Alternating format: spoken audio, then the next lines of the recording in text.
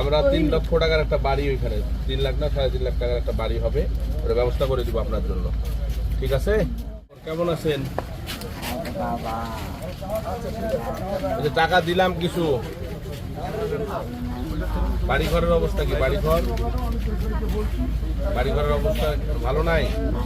থাকেন কার ঘরে থাকেন? মানে কি আপনার কি ইটের বাড়ি না মাটির বাড়ি? আচ্ছা, এই শ্রীমন কোথায়? এই নামটা দেখো, যদি দেখা গেল যে আমাদের ঘর তো আসা দেরি আছে, আমাদের এই বরাদ্দের টাকা থেকে একটা বাড়ি করে দেওয়ার ব্যবস্থা করো। মরার আগে অন্তত পক্ষে শেখ হাসিনার ঘর থেকে বাড়ি নাই তো, ভাঙা ঘরে থাকে। অসুবিধা নেই। নামটা বলেন।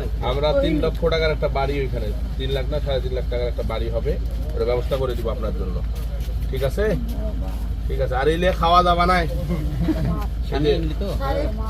কোন ভাঙে গেছে যে ঠিক আছে।